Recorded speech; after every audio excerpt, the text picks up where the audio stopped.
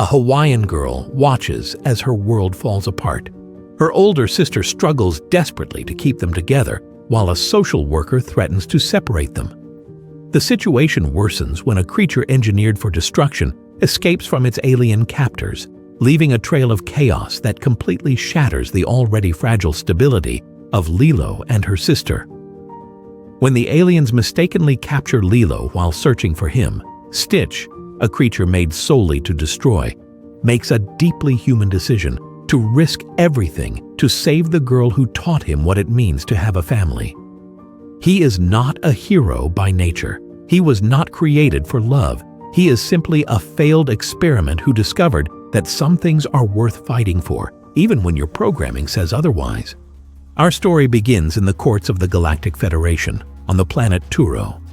Here, we witness the judicial proceedings against Dr. Jumba, accused of illegally developing a new form of life. Jumba denies the accusations, insisting his work was purely academic, until they present the living evidence of his experiments. The creature that appears causes panic with its violent behavior. For Jumba, this moment marks the debut of a revolutionary species. He names Experiment 626. Immune to fire and projectiles, with night vision, exceptional intelligence, and an unstoppable tendency toward destruction.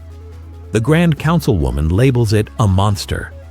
As a last resort, they give it a chance to demonstrate civilized reasoning. Its response is a howl filled with offensive expressions, sealing Jumba's fate. He is arrested. The Grand Councilwoman orders the creature's imprisonment, using a system that will eliminate it if it attempts to escape during its Twi transfer to an exile asteroid. But Experiment 626's cunning exceeds expectations. It deceives the systems using its saliva as a distraction, disables the generators, sneaks through the ship's ducts, and takes over a patrol ship. Its destination, a remote planet called Earth. The Grand Councilwoman, enraged, is initially calmed by the belief that it will perish in the ocean, but she soon learns it will crash on a small island. She orders the planet's destruction, but Pleakley objects. Earth harbors the largest collection of mosquitoes in the universe, a protected species. When she suggests destroying just the island, Pleakley explains that it is inhabited by beings who feed the mosquitoes. The final solution: Pleakley will accompany Jumba on a discreet recovery mission, with the scientist's freedom as a reward. On the Hawaiian coast, we meet Lilo, who finds joy swimming in the waves and capturing moments with her camera. After her morning session, she hurries to her hula class. She arrives soaking wet, turning the floor into a slippery mess and causing several students to fall. Her instructor asks for an explanation for her tardiness. Lilo explains that every Thursday she feeds Pudge, her fish, a peanut butter sandwich. But since they were out of peanut butter, her older sister Nani suggested tuna. Something unacceptable because Pudge controls the weather. After her explanation, one of the girls calls her crazy and the others just stare at her. This triggers an aggressive reaction from Lilo. The instructor then threatens to call her sister. After the incident, Lilo tries to bond with the other girls but is consistently rejected. When Nani arrives and doesn't find her in class, she rushes home, where Lilo has barricaded the door with nails. Nani desperately pleads for her to open up, as she urgently needs to fix the house before the social worker arrives. Lilo flatly refuses to help. Mr. Bubbles, the social worker, arrives just as Nani is trying to remove the nails and witnesses the chaos. After finding another way in, he assesses the situation and asks about Lilo's periods of solitude. Though Nani denies it, signs of neglect are everywhere, like appliances left on, dirty dishes, and general disarray. During the meeting, Lilo misreads Nani's cues and sabotages her efforts to make a good impression by suggesting multiple forms of corporal punishment. This, combined with Mr. Bubbles discovering bizarre rituals aimed at her classmates, convinces him of serious supervision issues. Bubbles hands over his contact information and delivers an ultimatum. Nani has 3 days to turn things around or she'll lose custody. The threat sparks a confrontation between the sisters. Nani explains the importance of projecting stability, but Lilo doesn't understand the gravity of the situation and shows no willingness to cooperate. That night, Nani comes in with pizza as a peace offering. Lilo asks why they're such a broken family. Nanny has no answer. They apologize to each other, and Lilo explains what happened at school. A power outage draws them to the window, where they see a shooting star crash nearby. Lilo pulls Nani out of her room to make a wish, and Nani secretly listens as Lilo desperately pleads for a companion who will never leave her. Experiment 626 has crash-landed in the Hawaiian jungle, facing harsh conditions. After encountering a frog and being hit by 2 large vehicles without taking any damage, he wakes up confined in an animal shelter where he terrifies the other pets. Lilo and Nani visit the shelter looking for a pet that is both tough and long-lived. While they're debating, the creature briefly escapes but returns after detecting that Jumba is watching him. When Lilo enters the adoption area, all the puppies have hidden from 626, so she doesn't see any available pets. 626 then sees Lilo as an opportunity for escape. He assesses the situation and decides to pretend to be a regular dog, displaying domesticated behavior and affectionate gestures. Lilo is enchanted and announces her choice. The shelter attendant is stunned to see that the animal is alive, but Lilo insists on her decision. Nani agrees to the adoption, and Lilo names him Stitch. As they leave, Stitch becomes Jumba's target, but Lilo unknowingly gets in the way. Pleakley stops the scientist, reminding him that the girl is part of the ecosystem that sustains the protected mosquitoes. Stitch mocks Jumba, who attempts another capture, once again blocked by Pleakley. Nani says goodbye as she leaves for work, leaving Lilo alone with Stitch. Lilo seeks to make amends with her hula classmates, but her apologies are rejected. She tries to show them her new pet, but it only intensifies their rejection. Stitch steals a tricycle and escapes chaotically with Lilo. Jumba explains that due to his destructive programming, Stitch is drawn to urban environments where he can cause chaos and escape through the sewers. However, during their escape, Stitch faces a frustrating reality. There are no big cities or escape routes. He's trapped on an island. Lilo sets out to teach him dog-like behaviors, struggling against his aggressive nature. When Stitch finds what he believes to be a working spaceship, his disappointment is crushing when he realizes it's just playground equipment. At the restaurant where Nani works, Lilo graphically documents Stitch's level of wickedness. At this point, we meet David, who harbors unrequited feelings for Nani. Just then, Stitch is distracted by what seems to be a chicken leg, but it's actually a trap set by Jumba and Pleakley, disguised as diners. Stitch attacks them, but Nani intervenes and pushes them away, apologizing to the customers. Despite her efforts, she ends up getting fired. Lilo feels relieved when her sister assures her that she was fired for other reasons, not because of Stitch, though it's clear she says this just to keep Lilo from feeling guilty. Back at home, Stitch starts making a mess again, prompting Nani to suggest returning him to the shelter. She even gets close to throwing him out, but Lilo makes a passionate defense and, at the last moment, quotes something their father once said, "Ohana means family.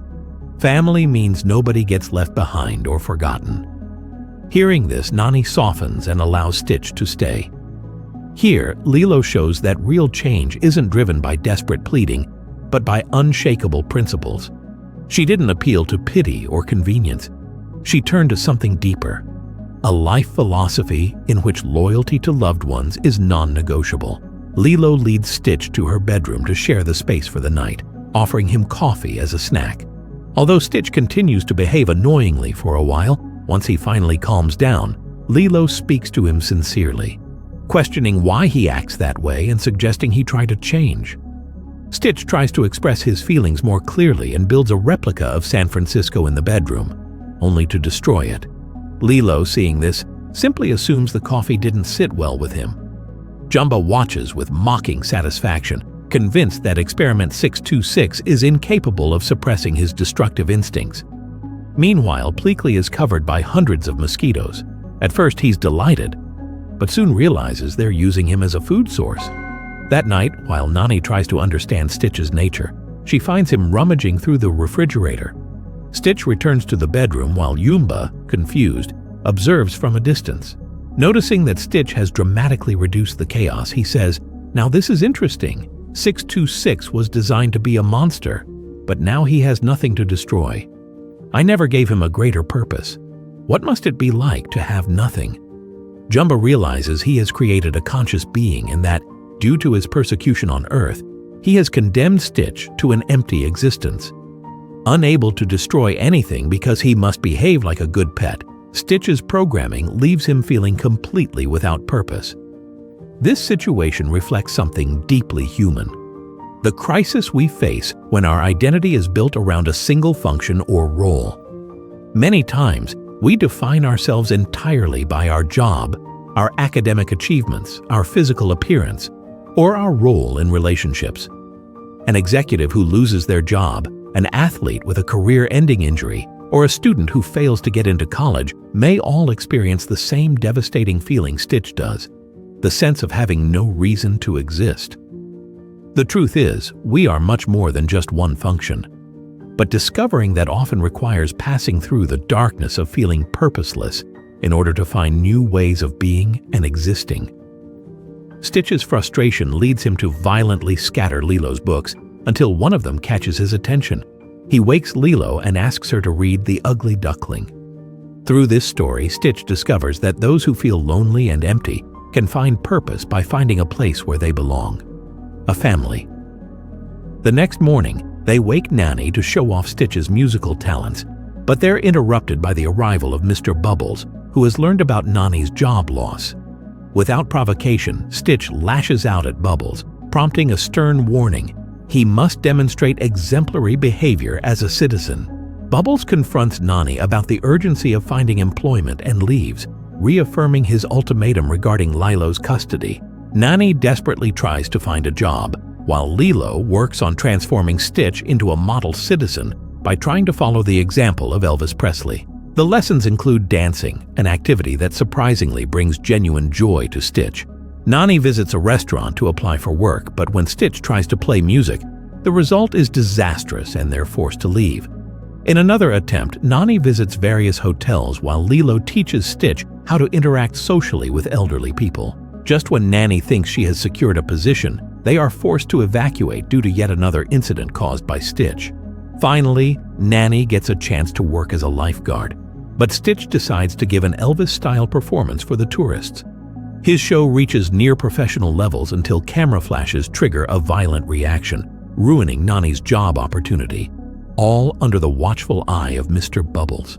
Discouragement takes over the sisters until David shows up, suggesting they go surfing to lift their spirits. They try to enjoy the waves and forget their troubles for a while. Stitch initially avoids the water out of discomfort, but eventually approaches Lilo to show remorse and joins them in surfing. Jumba and Pleakley closely monitor Experiment 626. Jumba notices a change in his behavior, intrigued by his willingness to go near the water despite not knowing how to swim. Shortly after, they receive a call from the Grand Councilwoman demanding a progress report.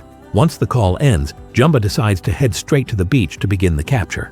Stitch experiences genuine joy in the water with the sisters, slowly overcoming his fears. But just then, Jumba appears to capture him. As Stitch tries to escape, he accidentally drags Lilo underwater. David and Nani immediately dives in and manages to rescue her.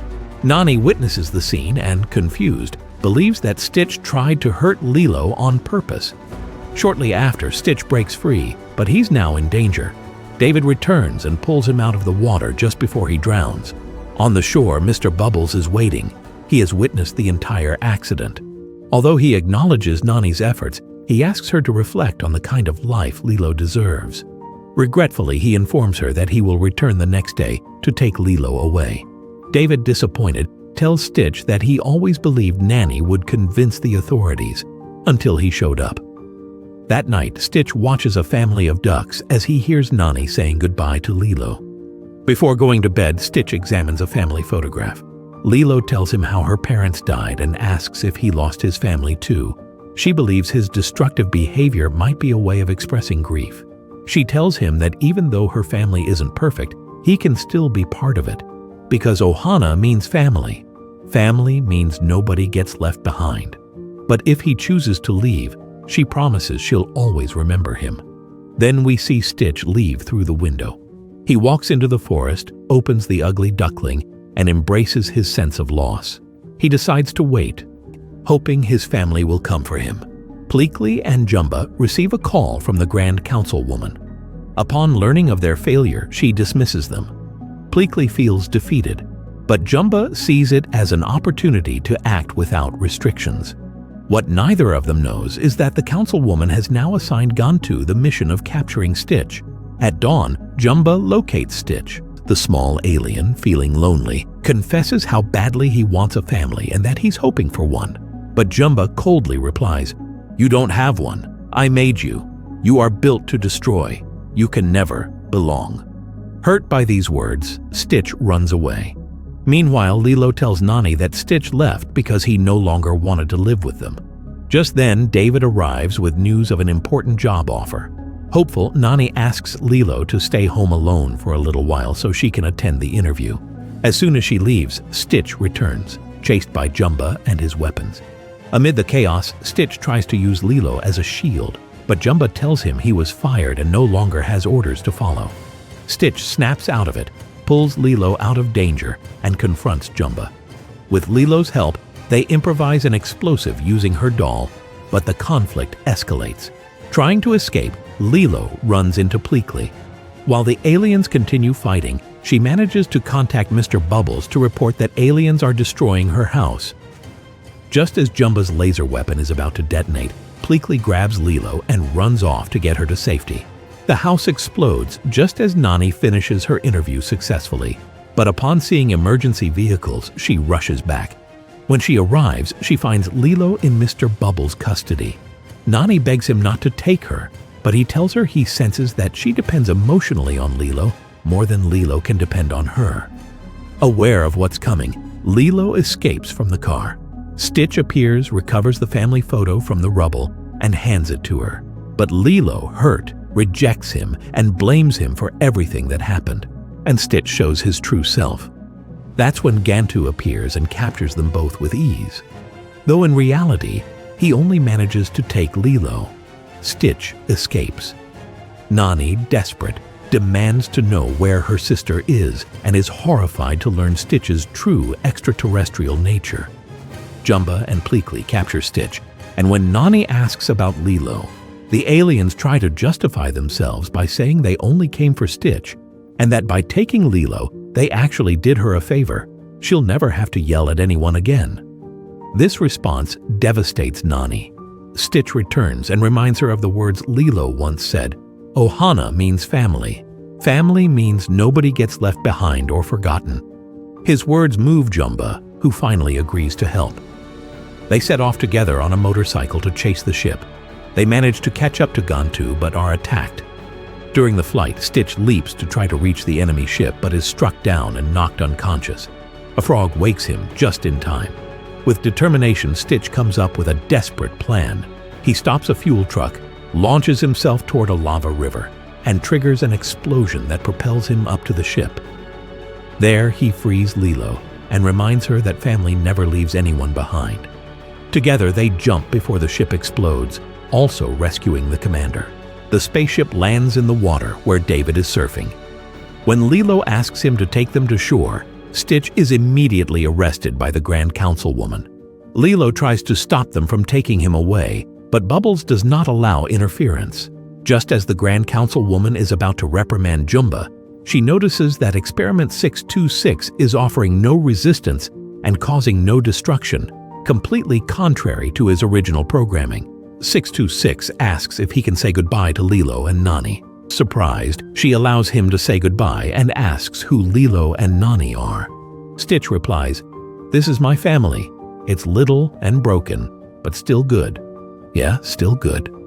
This statement by Stitch encapsulates the central idea of the film. Perfection is not a requirement for love. Brokenness is not the enemy of love. The two can coexist in perfect harmony.